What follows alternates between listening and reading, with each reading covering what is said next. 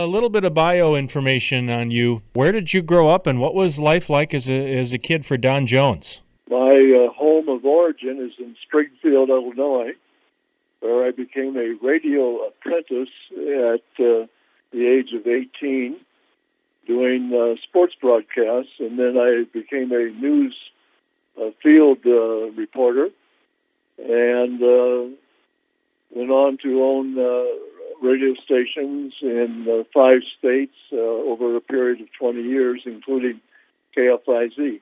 What was it about radio that attracted you to it? Why did you decide to get into it, and especially at such an early age? Well, radio is an opportunity for self-expression. I think those of us who choose broadcasting as a career feel very confident about sharing ourselves and our ideas and our feelings and carrying on a conversation with the radio audience. So it's a career that I look back on it and I realized every day was a good day. Every day was a happy day. Every day was a positive day, and look forward to going to work every day in radio. How did you eventually make your way to Fond du Lac? When did that happen, and how did that come about? 1970 was my introduction to KFIZ radio, and people may not remember KFIZ TV. And the owners of the stations placed them up for sale, and I was a bidder at the time and succeeded, and that brought me to Fond du Lac in 1970. And my responsibility as a leader of KFIZ and a community-involved broadcaster lasted until 25 years, 1995. And what do you remember about your time as owner and working with people like legends Joe Gazer and Ron Harvey, Doug McGrath, some of those people? And include the name Linda Bothy, for example. I'm sure the audience remembers all those wonderful people. Joe Gazer is still with us to this day. The opportunity to participate in community events and to create ideas was a great outlet of our expression of community involvement. I remember very well, in thinking back in anticipation of our visit here, some key moments that are fond memories. For example, Brewers Night at the baseball park. When the Brewers were chasing the World Series, KFIZ organized a community night, and 4,000 people came to the ballpark from Fond du Lac on Fond du Lac night at the Brewers. Jimmy Gantner from Eden, Wisconsin, was a Brewer player at the time, and there was just enormous interest in the Brewers and participation from Fond du Lac. That was a very exciting experience. Few people would probably not be aware of the fact that C-SPAN, the cable television political events network, followed the example of KFIZ radio in broadcasting and simulcasting on cable TV interviews. And Brian Lamb, the president of C-SPAN, was a guest at KFIZ on the radio with Linda Bothy. And he took back to Washington that experience, and C-SPAN went on to create the format of interviewing book authors and televising it at the same time. The original intent of C-SPAN was to broadcast Congress and public events, but they included this format which was modeled from KFIZ.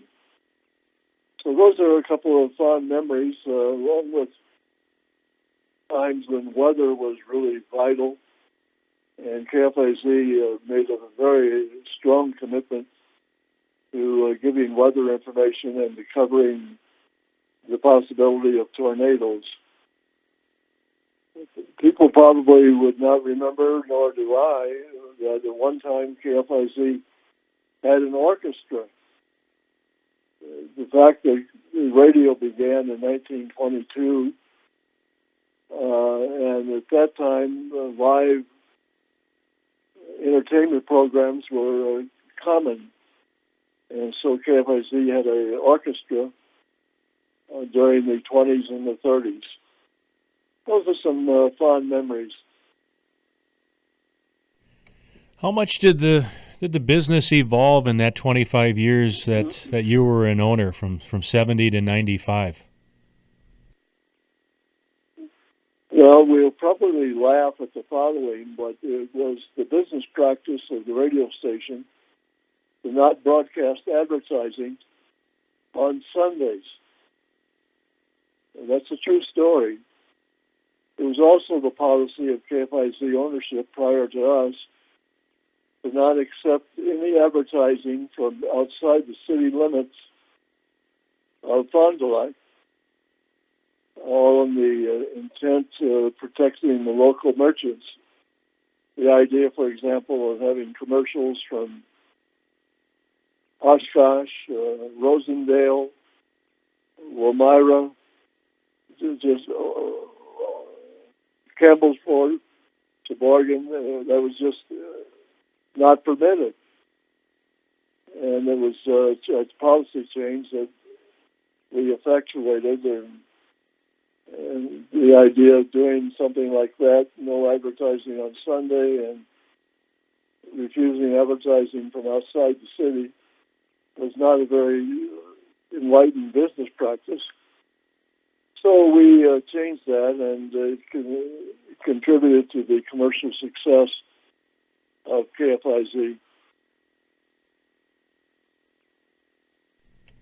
What ultimately made you decide to sell in 95, and why was Randy Hopper the right guy to sell to? Well, two answers to your question. First, most importantly, Randy Hopper was a son of a lifelong friend of mine for 55 years.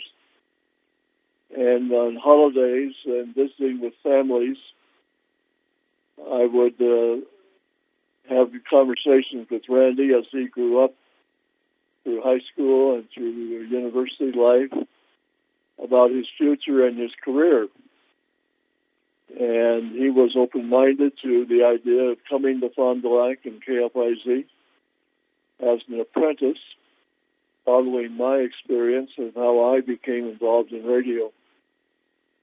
And he served his time successfully, and came the time for us to transition into other technologies like cable TV. And we offered Randy and his family the opportunity to become the next caretakers and owners and leaders of KFIZ. And that's been a very successful commitment by Randy, now for almost 25 years. What caused us to make the change was the arrival of a new technology in the 1980s called Cablevision. So we decided to concentrate our resources on cable TV and exit from radio broadcasting. What do you remember about any fond memories at all of your time being in the cable business? Oh, cable was tremendously enjoyable. At the time, the television reception in Fond du Lac was limited to only a few stations, primarily from Green Bay, and maybe occasionally when the weather permitted and the wind was blowing in the right direction from Milwaukee. So at the time, it was only possible to watch maybe 3 to 5 TV stations in Fond du Lac from distant places. And when we introduced the idea of 30 cable channels, it was remarkable. The growth of cable TV went from 0 when we began to about 85% of the community enrolling in cable TV. We were pioneers not only in Fond du Lac, but in Sheboygan, West Bend, and other cities in nearby states. And we grew from no cable TV subscribers to 500,000 cable TV subscribers over a period of 20 years. It was a very exciting time. It gave us the opportunity to bring our radio experience of community involvement, and the use of satellite television was unheard of, and that was a whole new experience for television viewers. It was just very, very exciting, and we invented the word cablevision to describe the service. It was commonly referred to as CATV or cable TV, and we thought that for public acceptance of the concept, a new term or a new marketing approach was necessary, and we invented a word called cablevision. It was subsequently entered in the dictionary, and as you go around the world, there were many companies that adopted the name Cablevision, and that word started in Fond du Lac, Wisconsin. That is very, very remarkable. And your final thoughts. KFIZ at 100, what a legacy. Yeah, the idea of 100 years is rather remarkable. And KFIZ is very distinguished in that regard because other very prominent radio stations are currently celebrating their similar 100th year. For example, WGN in Chicago, KDKA in Pittsburgh. And there's only about 20 to 30 radio stations that began in 1922. Even before there was a federal law regulating broadcasting, there was no legal requirements of any kind. People were free to entrepreneurially adopt broadcasting, and KFIZ was very distinguished that way.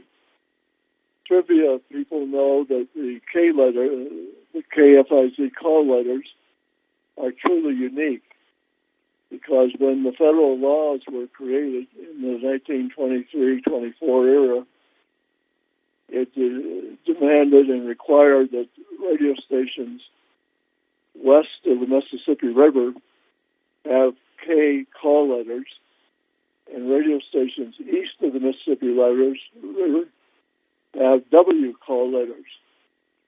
So KFIZ and a few other radio stations are very unique in having the KFIZ K call sign, whereas most radio stations conform to W east of the Mississippi River and K west of the Mississippi River. My final comment is that broadcasting was an enormously pleasing and challenging business because of the opportunity for entrepreneurial leadership, both for commercial purposes and for community benefit.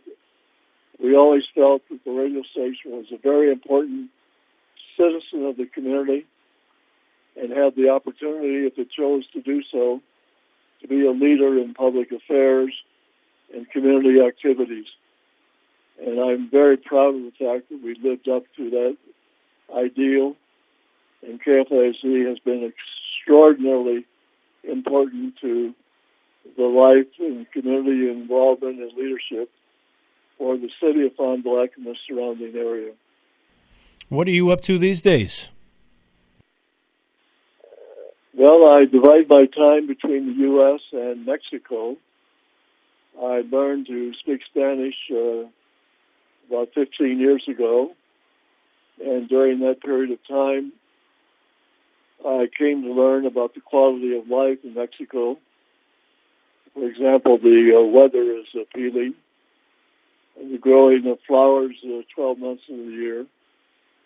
The price of groceries is about 50%, and the food is very appealing. And so the combination of those reasons, I spend part of my time living in Mexico, part of my time in the southwest of the U.S., which I had done for all my life in Phoenix and Arizona, and part of my years in Wisconsin in the summertime, in the spring. I've been able to attend EAA for almost 40 years and participated in the growth of EAA. So at the present time, I divide my life in these different places, and I have a very healthy life, and I just am amazed in the passage of time. For those of us who are approaching our 80s, we look back and realize that life goes very fast. And so it's a very true statement to make the best of every day, because life is a very fast-moving experience if you're having a good experience and enjoying every moment of daily life. I appreciate your time today, Don. It was great to hear you talk about your history and your life, and certainly your time with KFIZ. I really appreciate it. Well, I want to sign off by using Joe Gazer's slogan. It's a beautiful day. And if anybody can remember that expression by Joe, every day, 365 days a year, some days we'd look out our window and question whether that was true or not. But Joe always made us feel it's a beautiful day.